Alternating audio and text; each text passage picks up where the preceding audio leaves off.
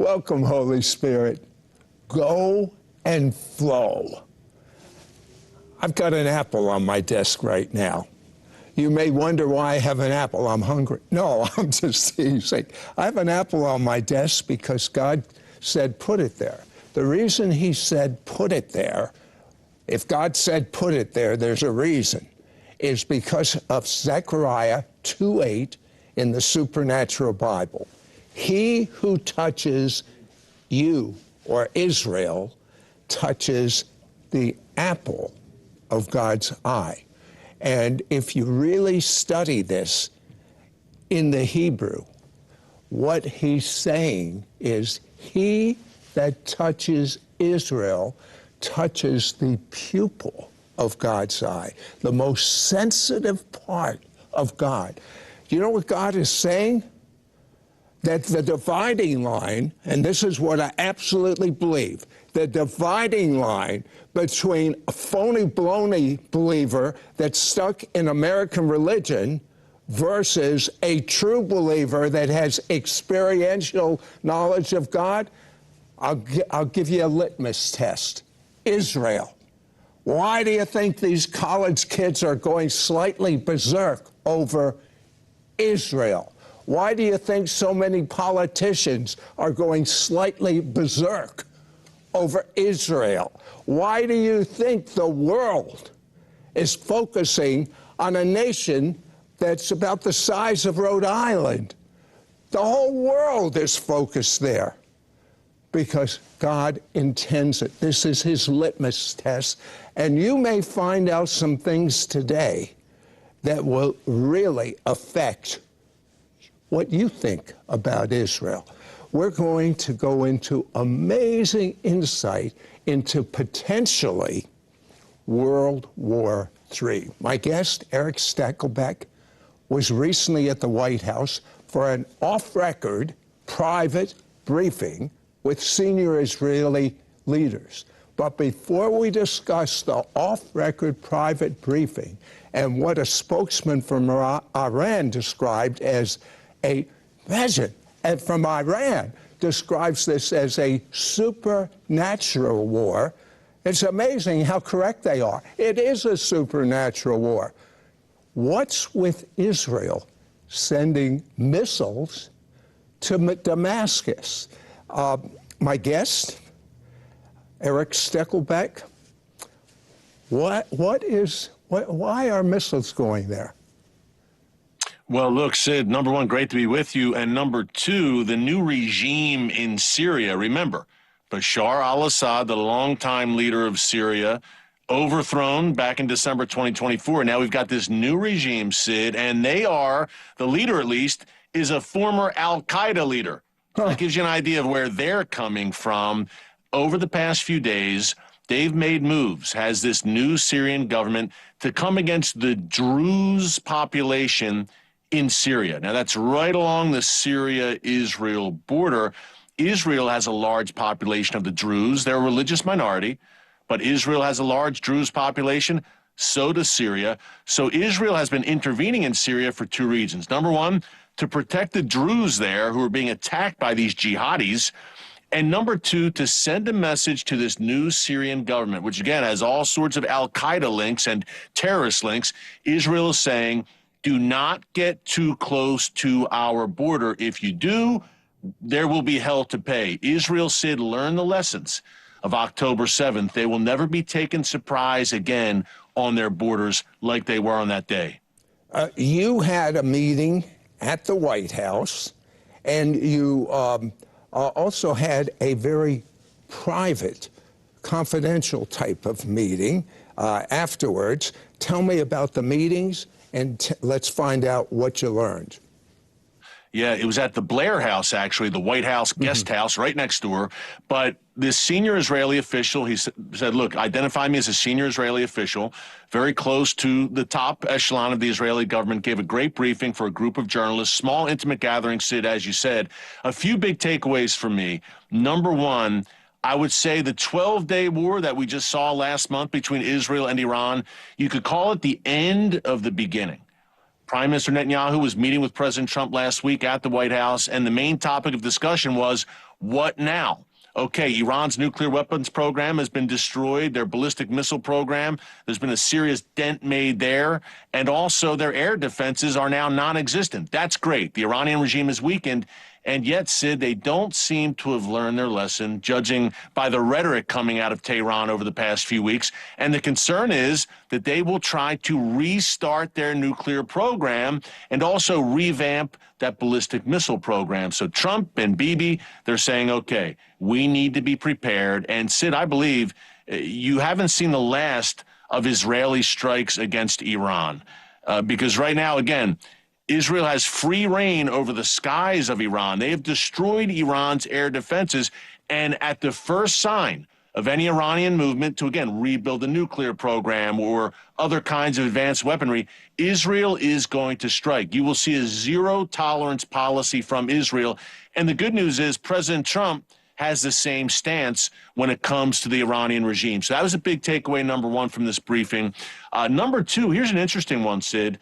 President Trump and Prime Minister Netanyahu, I had a chance to ask about their relationship, and this official said, look, it is warm. It's a warm relationship. There's no daylight between the Prime Minister and President Trump when it comes to all of these big picture issues, Iran chief among them. They have a great relationship. And I personally, Sid, have compared this relationship to a pair of Winston Churchills coming together in the modern day. Look, Churchill saw the gathering storm of Nazi Germany, and he did what needed to be done. Both Trump and Bibi have been talking about the threat, the gathering storm of a nuclear Iran for years. When the time came, they did what needed to be done. Despite the world howling and gnashing its teeth, Trump and Bibi working together did the right thing. It's an historic partnership, I believe, and there's much more to come. I see it as a God historic partnership. I see them as closer than brothers. I see them as good friends. And I can see God's hand on the two of them coming together at this moment. They're two of my favorite people, I might add. And now they're friends.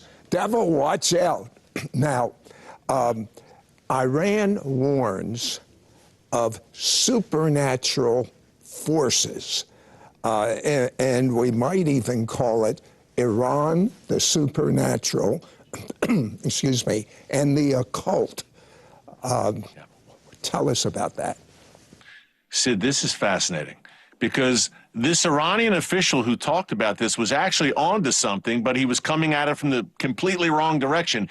Here's what he said. A former top Iranian official who's very involved with the regime still said earlier this week that during that 12-day war last month, that resounding victory by Israel, that Israel used, quote, supernatural and occult forces, basically demonic forces in that war against Iran. And I have to laugh, Sid, because number one, it's the Iranian regime that is demonic and wicked and the world's number one state sponsor of terrorism and quite literally doing the devil's work.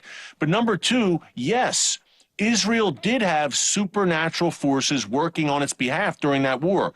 It's the God of Israel, the God of Abraham, Isaac, and Jacob, who went ahead of Israel's leaders, who went ahead of the IDF and helped Israel to secure this miraculous victory. So very interesting. This Iranian official, it's interesting to me, Sid, that he knew there was something more to this beyond just geopolitics and a military confrontation.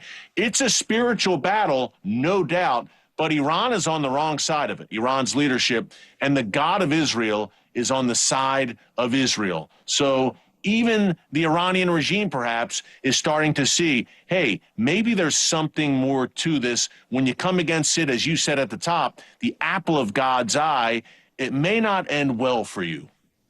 Well, I'm holding that apple right now. And, you know, the Living Bible says, he that touches Israel pokes their finger in God's eye. How stupid can you get? One official reported that Israel may attack Iran again soon.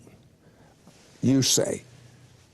Well, it's a great possibility because there is a window here, Sid. You know, look, Iran, as we were discussing a minute ago, they're going to rearm eventually, or they're going to at least try to rearm and rebuild those air defense systems in particular. Now, look, they may look for Russian help or help from China to help rebuild those air defense systems. And Israel is saying, okay, if there's still some mopping up, so to speak, that we need to do inside Iran, some sensitive, important, dangerous targets that need to be hit, better to do it now while Iran is still on its heels and still licking its wounds from the 12-day war and still does not have those air defenses. So this is a window here that Israel feels like it can really tighten the grip even more than it did during the 12-day war and hurt the Iranian regime and weaken them even more. So I would not be shocked this summer, it's mid-July now, to see some more activity. And there have already been reports over the past few days, Sid, of mysterious explosions inside Iran at sensitive government and military type targets involving certain individuals in the Iranian regime. So I don't think we've seen the last of what Israel is going to do vis-a-vis that regime, and they have the full support of President Trump. Now, I do read in the Bible prophetically that there will come a time when Iran is going to get what it's due. However, I've always felt that's way out there. But just looking at what's happening in the world, it could be closer than we think. It could. Two things here, Sid. Number one, people need to remember, prophetically as well, that Iran is a Bible land. People might say, what are you talking about? It's Islamic, the world's #1 state sponsor of terrorism, and yet modern-day Iran, that's ancient Persia from our Bibles. Mordecai, Esther, Cyrus, Darius. It's a Bible land, and guess what? Amid all the terror and mayhem in Iran and that wicked regime, you have to separate the regime from the Iranian people. The world's fastest-growing church right now is in Iran. So it's remarkable, I'll tell you what, despite all the persecution. Eric, you have got to repeat that statement. I don't think that many people realize that in the midst of the tyranny of their leadership, there's a move of God in Iran, and you just said the fastest growing church. The fastest growing church. I mean, is that only God could be doing that? Only God. That's a fact, Sid. That is a fact. It's the world's fastest growing church. You can't stop the gospel. Bottom line, many have tried. No one has succeeded, including Iran's leaders. There's relentless persecution of followers of Yeshua, Jesus, in Iran. It's a largely underground church, but young Iranians are coming to Christ. So, folks, be encouraged. We talk about all the terror in Iran and the war and rumors of war there, but God is moving. He is not done with that land. Prophetically, Sid, and you mentioned it, look, I think ultimately there will be judgment on that wicked regime. I think of the war of Gog and Magog that the prophet Ezekiel talks about, chapter 38 and 39 of the book of Ezekiel. It seems that Iran will come against Israel in what Ezekiel calls the latter days. But in the meantime, I think God also still has a great plan for the people of that nation, although eventually, and I think that regime right now, Sid, is in the midst of judgment. Look, they've been weakened, embarrassed. Their terror proxies like Hamas and Hezbollah have also been smashed. So this regime is at a low point, no doubt. So they, I believe, are in the midst of that judgment. So why, in your opinion, was it important that Israel strike when it did? Yeah, this senior Israeli official that I met with last week said that we're talking about made very clear that Iran was sprinting for the bomb. Two big events that really motivated Iran to ramp up their efforts to become a nuclear power. Number one, when Israel essentially destroyed Hezbollah back in October, November. Now, Hezbollah, based in Lebanon, that's Iran's #1 proxy, supporting, funding, arming this vicious terror group at Israel's doorstep. Israel basically destroyed Hezbollah and eliminated the leader of Hezbollah, Sheikh Hassan Nasrallah. All of a sudden, Iran's leader said, uh-oh, we may be next. And then Assad fell in Syria in December. That scared Iran's leaders even more. And Sid, here's what they said. The only guarantee of us hanging on to power is if we become a nuclear weapons power. Then no one will touch us. It's the North Korea model. For years, we heard about potential regime change in North Korea. Then Kim Jong-un, the madman in Pyongyang, developed nuclear weapons. He's got probably a few dozen now. You don't hear much anymore about regime change in North Korea. He's got the ultimate deterrent. He's a nuclear power. Iran was following that model. They said, look, if we get the bomb, no one can touch us. But Israel was onto it. Israel has incredible intelligence on the ground inside Iran, and they were just monitoring what Iran was doing. And this senior official said about 6 months ago, Israel's leadership made the decision, okay, we're going to strike Iran's nuclear facilities. We have no choice because they're on the verge of breaking down. And we love the United States to join us in this, but even if they don't, we're still going to do it. Thankfully, the U.S. did come alongside Israel, but this was 0 hours, Sid. The Iranian regime was there. And look, we were going to turn on our TVs, turn on It's Supernatural one day and see one of two things. Number one, hey, Iran has just successfully tested a nuclear weapon. Or number two, Israeli fighter jets are in the skies right now bombing Iran's nuclear facilities.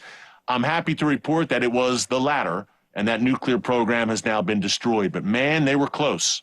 Well, on the spiritual side, Islam believes the world will be destroyed by Islam with fire. And they also believe the only assurance of getting to heaven is to die as a martyr. What a religion.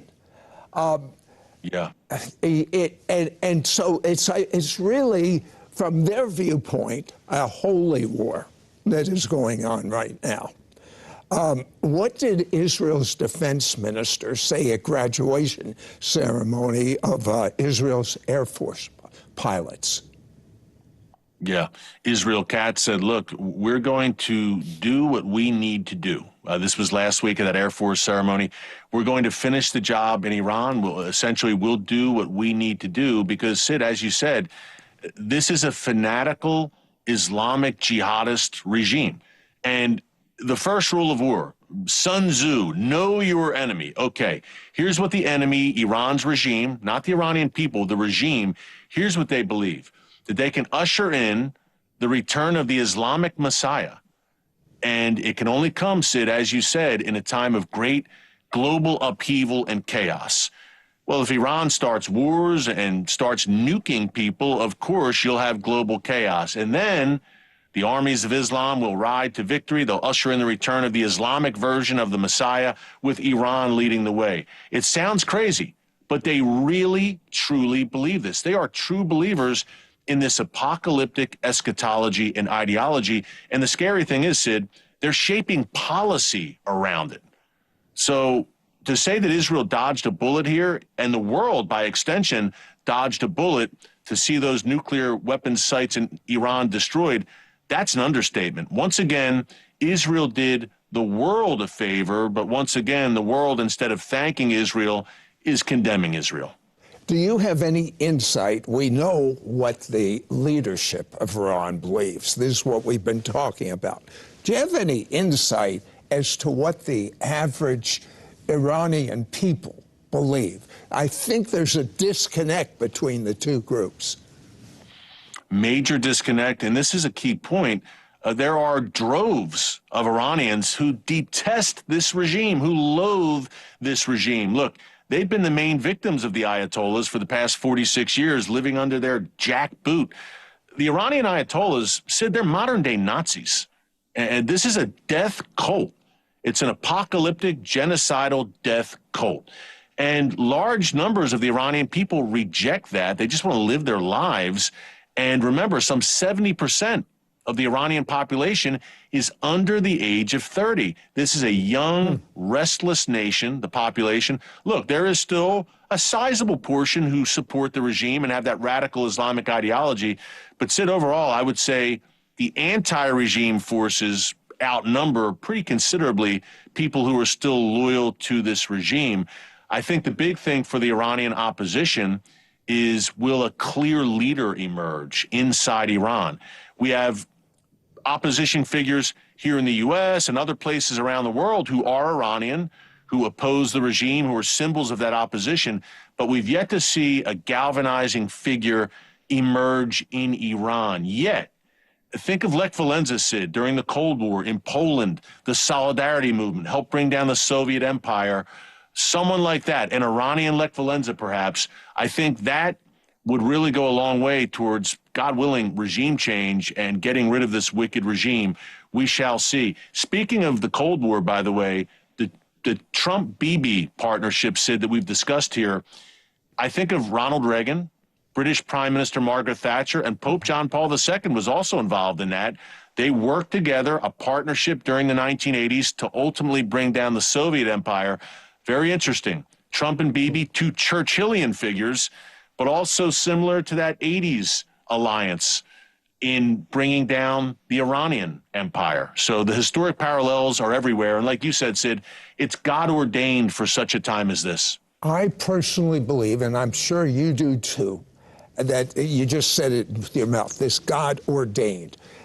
President Trump just happens to be president. Netanyahu who will, like Trump, won't back down for anything that is wrong. He won't back off. He will follow what is right.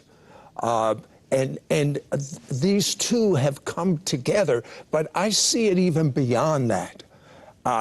We're Americans. We want America to survive. I personally believe if we had had the previous administration in right now, rather than Trump, I wouldn't give 2 cents for America. America's fate is contingent on the two being one, Israel and America. Just like the fate of every viewer right now is contingent on Jesus and them being one. Your entire destiny forever. Well, our entire destiny right now is based on Genesis 12:3. Explain that. Yeah, Genesis 12:3 is a foundational verse for anyone who supports Israel, Sid. God was very clear when he told Abraham, I will bless those who bless you, Israel and the Jewish people, and I will curse those who curse you. And Sid, clearly history bears that out. Let's take a quick walk through history real quick. Take it back to Pharaoh in Egypt. We can talk about the Philistines, the Amalekites, the Assyrians, the Babylonians, Haman, prime minister of the mighty Persian Empire, the Greeks, the Romans, the Ottomans, the Tsars, the Nazis, now Iran, Hamas, Hezbollah. The list goes on and on. Sid, what do all of them have in common? All of them came against Israel and the Jewish people, and all of them wound up in the ash heap of history. God is a promise-keeping God. He has cursed those who have cursed Israel and the Jewish people. Meanwhile, Israel, this tiny sliver of land, continues not only to survive against all odds, but to thrive. And guess what? The United States, Israel's greatest friend, is really the most prosperous nation in the history of the world. I don't think it's a coincidence. Sid, I think you're exactly right. Our destiny relies, in the United States, relies very much on how we treat Israel. And I believe God gave us a reprieve as a nation here in America with President Trump's victory. It's amazing. We just passed the one-year anniversary of the attempted assassination in Butler, Pennsylvania, July 13, 2024, of President Trump. And I believe God miraculously spared his life on that day and gave us a reprieve. And we've got a unique window here, Sid, a golden opportunity as the body of Christ and as a nation, and we dare not squander it. Have you ever noticed, to me, I'm amazed over it, when you spell Jerusalem, in the center of Jerusalem, you have J-E-R-U-S-A, right in the center of Jerusalem, as if to say, USA, you want to survive? You have to be in the center of helping Israel. That's what that says to me. Real quick, what about Gaza? What's going on? What do you expect? Yeah, to go back to the well, that conversation I had in D.C. last week, Sid, with that senior Israeli official off the record, he said, look, when it comes to Gaza, we will not, meaning Israel, we will not agree to a premature ceasefire that leaves any Hamas elements in power. And this official said, look, in the wake of World War II, would the U.S., the Allies, have left Nazis in power in Germany and let the Nazis still have control in that country? Of course not. Hamas are modern-day Nazis. Why on earth would we allow these terrorist, demonic butchers to maintain control in Gaza? So no, Israel is fully committed to disarming and destroying Hamas so that it can never pose any sort of threat ever again. That's number one. And number two, obviously bringing every hostage home. Sid, there's still about 20 living hostages and the remains of 30 sadly dead hostages that Israel needs to bring home from Gaza. So, look, there's a lot of pressure, obviously, for Israel to agree to a ceasefire and bring an end to the hostilities. But the Israeli government is pretty clear that, okay, we want that too. That's our end goal, of course, but we can't just roll into something that will be, in the long term, disastrous for the state of Israel. So Gaza might continue for a little while longer, for sure, although there are rumblings, Sid, in recent days of a potential ceasefire where maybe 10 of those hostages will gradually be released. It just seems to be dragging on, for sure. If I was Bibi, the prime minister's committed. He's committed. But if I was Bibi, I would say, we're going to do, well, it'd be easy for me to say this, but he has got to get those hostages home. I mean, otherwise he'll get them home dead. That's why he's got to do it right away. You said something that excited me no end. The average citizen of Iran is so different than their leadership. I wouldn't be surprised if there's an overthrow of the government very soon, because the sentiment is rising. And I happen to believe, just as there is a move of God, the fastest move of God on Iranian citizens, we're about ready to see one of the fastest moves of God. Many people don't see it and don't talk about it. I see it. I believe it. We're about ready to see that scripture in Romans 11, all Israel shall be saved. Can you picture when Iranian young people and Jewish people are one in the Messiah, what's going to happen to all this junk? That's going to be the release of the greatest power in the history of heaven come into earth, called The Greater Glory of God. And I wrote a book that literally millions have been distributed. It came from a dream. And in this dream, God told me more Jewish people would come to him through this book. But what's going on right now is way beyond even what I felt God told me about it. What he told me to do is to get a book in the dream, get a book of Jewish testimony. It's so simple. I'd never have done that, really. So I immediately did it. I called 10 of my friends, Jewish believers in the Messiah, a Holocaust survivor, a New Age guru, a concert pianist. I mean, it is just the most amazing book. And each one had a path in which they became a believer in the Messiah. I believe any Jewish person that reads this book, and by the way, I have good news for you. We have a free digital download. If you just go to sidroth.org/9963, you'll get your free digital download of the ebook. Now, I am positive of two things. Number one, if you give it to the Jewish person, that God himself has crossed your path. We are open. You don't know we're open because all you're doing is what's called friendship evangelism. And if a Jewish person dies and you have a great friendship with your Jewish friend, it's not going to help them one iota. You want to be, you have a good Jewish friend? Share the good news with them. First, you read this yourself. because it'll give you faith for sharing the good news with your Jewish friend. It'll give you information on how to share the good news with your Jewish friend. And if you're unfortunately, like most Christians, you're not even sharing with non-Jews.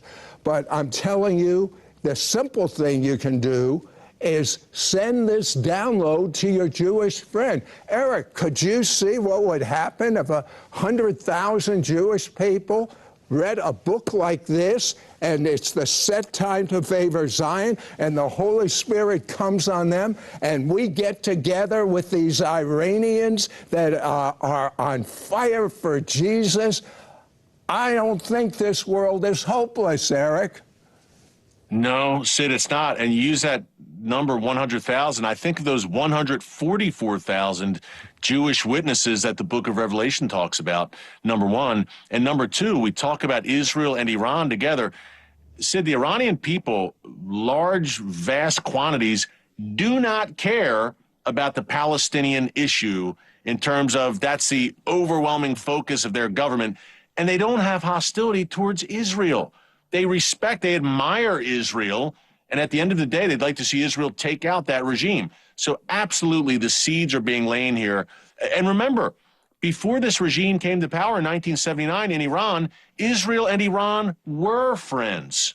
They had a great relationship, and by the way, Iran and the U.S. were as well. And Sid, take it back to biblical times. King Cyrus in Persia, he released the Jewish people from captivity, said, go back to Jerusalem, rebuild the temple. So, Sid, you make a great point. There's a long history between Israel and the people of Iran, and I believe God has brought these people together in the past, and I believe there will be a glorious future there as well. And also, not talking Iran, but Isaiah 19, Sid, that highway in the Messianic age running down from Assyria through Israel into Egypt, and all of these nations will be united under the Lord your God. Amazing things are happening. Amazing days are on the way. We live in Bible times. You know, just like the computer has revolutionized the world so quickly, you can't even operate without a computer on your phone or your iPad. I mean, that happening so quickly. I believe what we're talking about can be quicker than you think, sooner than you think. Eric, thank you so much for being my guest. And those viewers that are watching, to whom much is given, much is required. It's time to go to your Jewish friend and say, I love you so much. I want you to get this free download, and I'm sending it to you. That's not a lot of effort on your part. But you know what? It'll change their destiny forever. Their destiny, you may be the only person that will ever give them a witness. I pray for the peace of Jerusalem, Jew and Muslim, one in the Messiah. I pray for the peace of Jerusalem. In Yeshua's name, amen.